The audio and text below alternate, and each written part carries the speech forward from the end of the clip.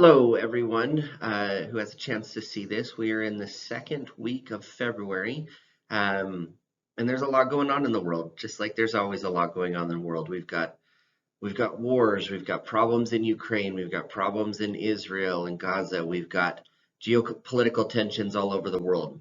We've got inflation, which has kind of been an ever-present conversation over the past couple of years, and one that we're going to delve into again today.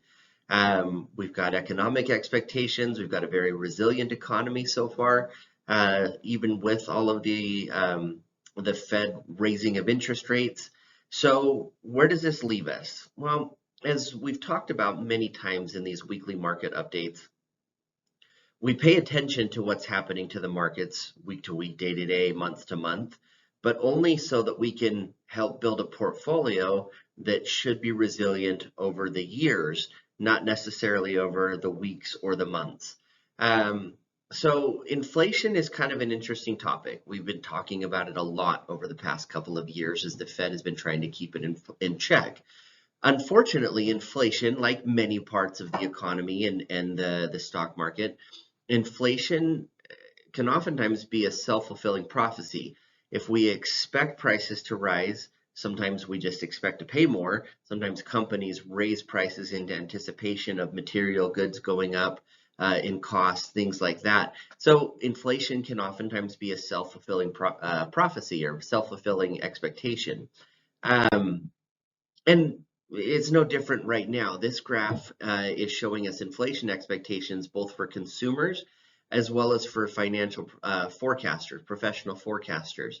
And this is not uncommon. You'll notice that the consumer expectation is significantly higher of what inflation will be over the next 5 years than professional forecasters see. This is pretty common. We tend to take a more pessimistic view as just general investors and general people than professionals who are looking at these things on a regular basis. What this means for us as investment professionals working on portfolios for you, for our clients and prospective clients, is that we just need to pay attention to what's happening as far as expectations are concerned. The Fed is going to be much more interested in what is actually happening, A, and B, they're going to be interested in professional forecasters, which is why they've discussed reducing interest rates, lowering interest rates this year versus continuing to raise them. As the economy has shown its resiliency over the past couple of years of raising interest rates, now is the time that the Fed is looking to lower those interest rates. Now, when are they going to do it? How much is it going to be lowered? That, of course, we don't know yet. But I think it is important to understand that consumers do tend to be a little bit more pessimistic about things such as inflation, as well as things such as stock market performance and economic performance than what is oftentimes actually happening. This is why we have a fear index in the stock market. We have a greed index in the stock market. We have all sorts of things that are trying to track consumer behavior. Where does this leave us, though? Really, what it comes down to is that we're going to continue to monitor portfolios. I know that I probably sound a little bit like a broken record with this, but it's important that we monitor what's happening in the economy. We monitor what's happening with inflation, with the stock market, but we build portfolios that are built for long-term success. That's why we have portfolios that have exposure to Europe, even though Europe has underperformed the United States market for the past several years.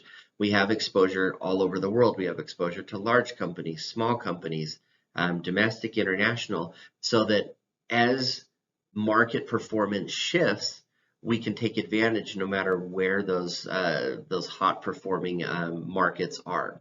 So as far as what we're looking for this year, we are still looking for the Fed to lower interest rates, and the Fed has said that that is something that they intend to do, regardless of the pessimism that consumers might be showing.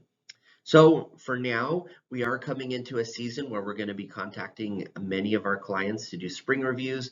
Some of you will do those reviews in the fall. But as always, if you have any questions, if you have any concerns, if there's anything that you're seeing in your portfolio or any changes that are happening in your lives that you would like to discuss, please reach out, let us know. We'll continue to send out these market updates and continue to monitor what's happening in your portfolios. And we look forward to speaking with you, to meeting with any of you. And if you see that there's information in these that can fit, or you think can help any of your family, friends, anybody else, please feel free to share it with anybody that you would like. Until the next time we do one of these, please have a great week, and we'll talk soon. Thank you to all of us from Ashworth Wealth.